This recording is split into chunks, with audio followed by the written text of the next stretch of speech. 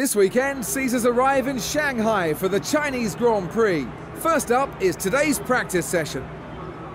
This is a popular location for many of the teams. The circuit is extremely demanding for both the drivers and the cars, and that makes it a very exciting place to race. It's certainly a track that's liked by the drivers, providing a good set of challenges when racing. It has two long straights that allow for great overtaking opportunities and a very complex 360-degree right-hand corner combination just after the start-finish line. It's a circuit that really has a bit of everything. Max Verstappen was a record breaker at the Australian Grand Prix by becoming the youngest ever F1 driver to take to the grid. He beat Jaime Alguersuari's previous record of 19 years and 125 days. It shows the great potential that they believe Max has to promote him so early. I'm sure he'll be eager to repay their faith out on the track. What's going on, guys? Over here. Welcome back to my F1 2015 career mode. We're back with part number 3 here at the Chinese Grand Prix, as ever, in Sebastian Vettel's Ferrari. You guys absolutely killed the last two parts that I uploaded yesterday. You guys loved it, and thank you guys so much for the support. And if you haven't seen those two parts yet, they're both uploaded yesterday, Australia and Malaysia. You can go pause the video right now, giving you a chance now. Pause the video, go click my name underneath the video, and you can go check those two parts out. Really great first two races, especially Malaysia. That was a real cracker at the end. But now we're here at China. Now, China's a bit of a difficult track, so we'll have to see how it goes. But just one thing before we continue on. A lot of you guys pointed out that my engineer was called Jeff. My name is Jeff.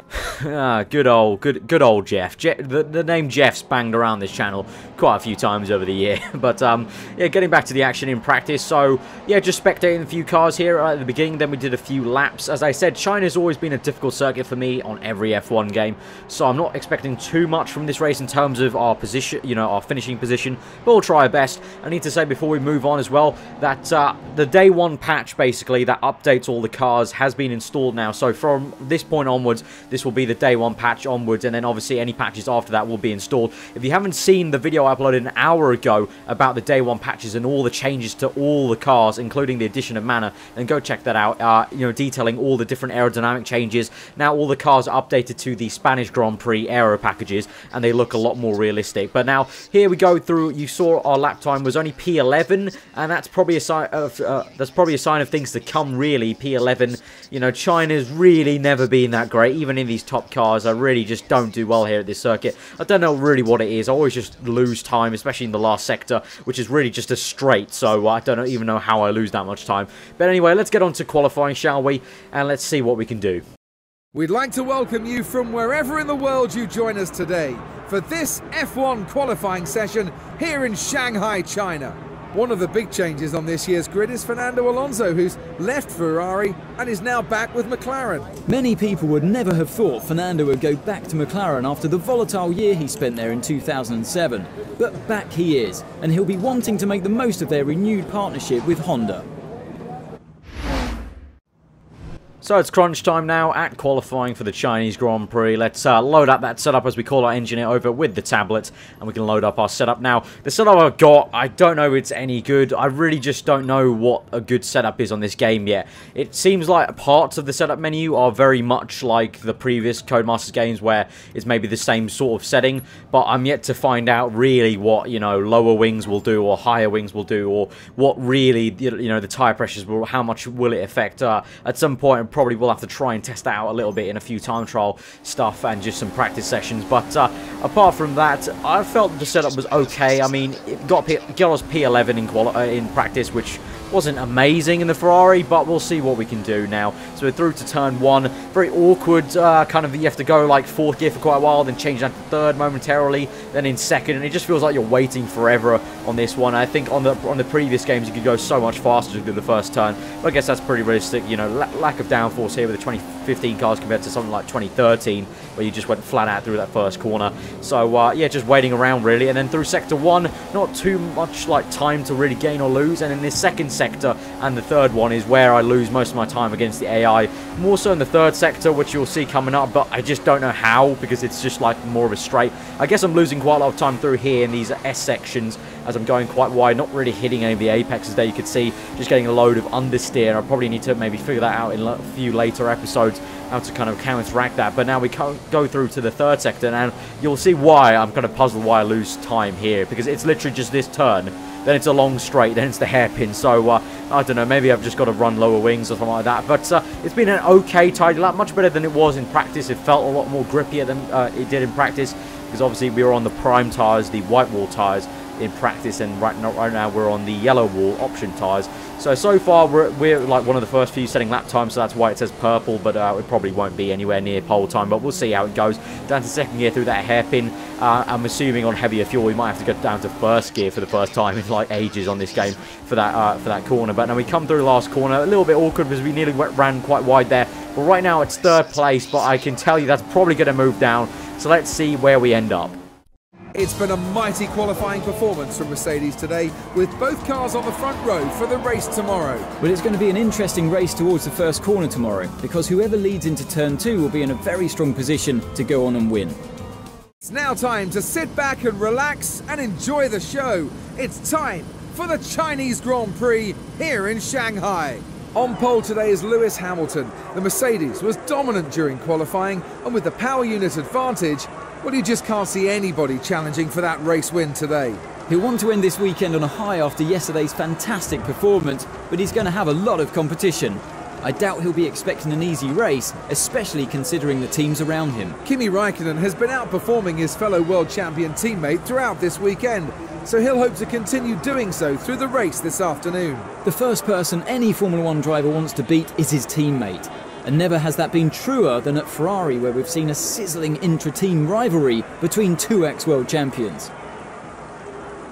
So here we lie in 10th place, as you can see, and we're revving up to 5 red lights for a very soaking Chinese Grand Prix, and we are off for the third time in this career mode. Bogging down a little bit, obviously remember our first wet start on this career mode, on this game period, so I think we've done okay there. We're bogged down a little bit, but now we're going to try and make a move around the outside maybe of the Toro Rosso here, just around Sainz Jr., and then we've got, I think that's Fiat, and then Ricciardo up ahead, and I think that's a Lotus right on the inside. We're doing well to maybe go around the outside of these guys, down into 7th place, down into that left-hander, very tight corner, but we managed to, oh god, we got a snap of oversteer, and we've lost 7th place, down to 8th. Now we're getting mugged by 2 AI cars. We've got Lotus coming up on my right-hand side. The Toro Rosso is also having a look at me, but Grosjean's going to try and make the move down the inside, and I think he's made it work. Yes, he has. So struggling a little bit on the exit of that corner there. We're going to have to watch out for that on the next few laps. Obviously, don't want to lose even more places like we did in Malaysia probably, but now we're going to try and stick behind Grosjean on these SS section, just running a little bit wide there on the grass a tad. But yeah, the first wet session, the first wet race. We had a session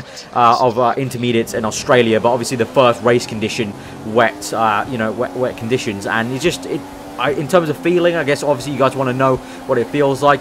It felt better than 2014, I can tell you that. It didn't feel like I was helpless on the exit of corners, but at the same time it definitely did feel very kind of unstable in the slower corners of the lap. Like through here in the high speed section, because you've got the downforce and the air's moving quite fast over the car, so it felt pretty okay. I mean, we went wide there a little bit, but I think that was just due to my setup really understeering.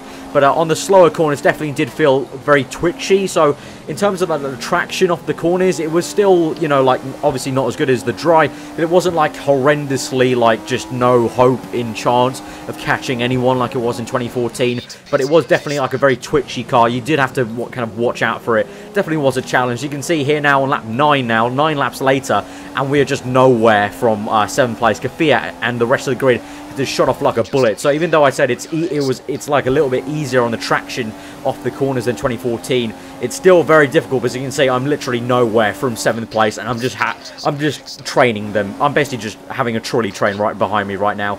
We've got Perez right behind me in the Force India in 9th place, and just you can see on the mini-map, just a little train forming behind me of a few cars as I'm just kind of going around the track, defending quite well. The AI, it's a bit difficult to maybe pass under the rain conditions than it is in the dry. But now we're going to come in for our pit stop now on the end of lap 9. My tyres were just going off too much. Some of the AI cars decided to stay out for a lot longer, but I just decided it was time, because the tyres just felt awful.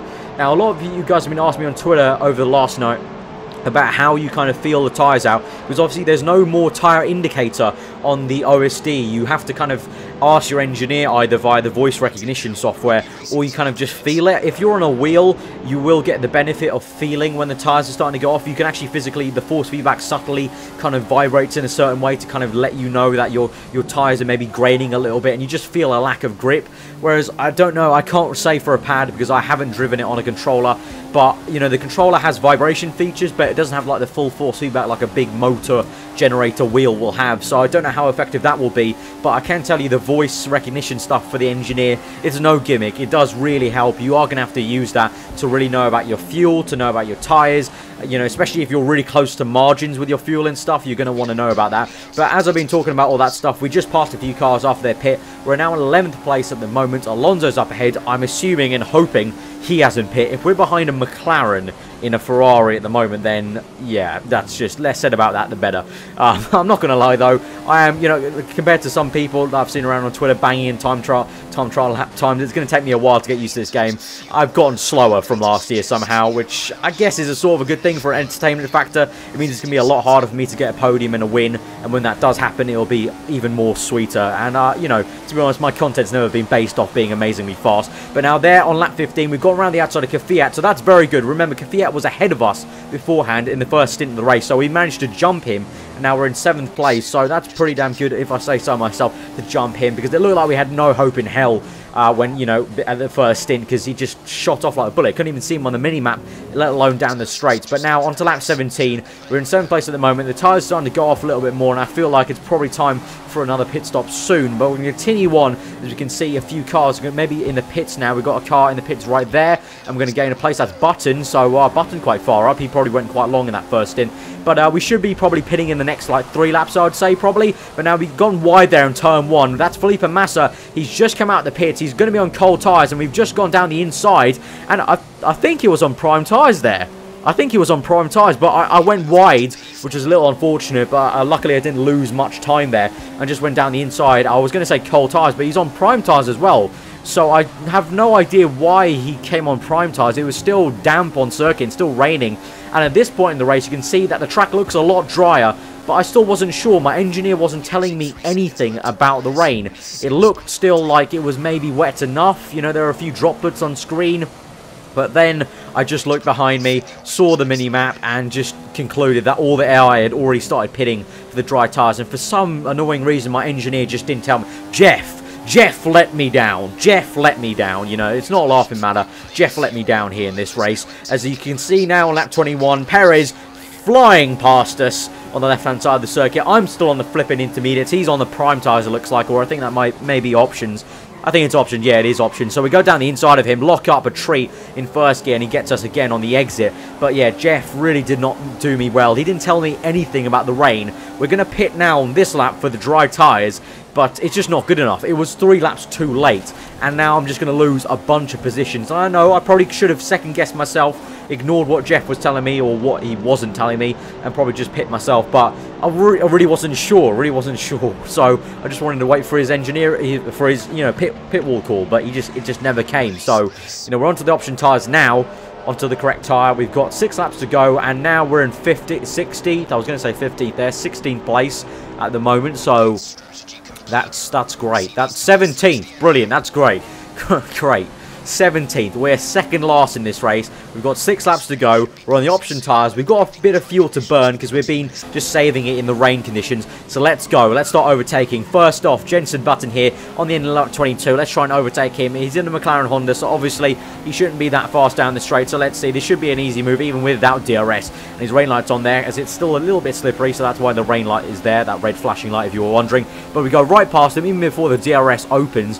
And obviously, you guys know I'm a Jenson Button fan, so that brings a little tear to my eye. I mean, I guess it's realistic, but it reminds me how slow we are in the season. Oh well. Well, on to lap 23 now. We're going to try and overtake another car who's coming out of the pits. That's Perez. Perez coming out of the pits. So it looks like Perez wore out his tyres. I think he was one of the first people to pit for the dry tyres at the start of the kind of dry conditions, and he looks like he's completely worn out his option. So that was a little bit stupid of him. He probably should have gone into the prime tyres. We're up to 14th now, so we're making good progress, and we're actually getting a little bit of tasty action here at the Chinese Grand Prix finally in these dry conditions. Now we're going to overtake Alonso. Easy does it with the DRS move once again. in and just simply sailed past him. We probably wouldn't even needed DRS at that point. But on lap 23, we're now up to 13th place. We've got 5 laps to go. Can we at least get in the points? That would be great after just the calamities we had with the whole, not pitting for options or the dry tires fast enough. Definitely, I felt like it was easier to maybe tell how to go from dry to wet, I think.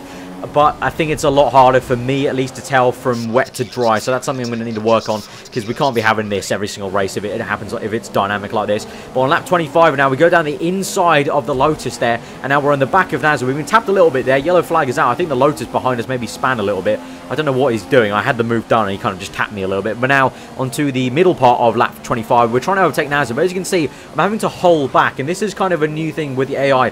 They're a little bit more intelligent. If you give them the respect, they will intelligently try to defend from you.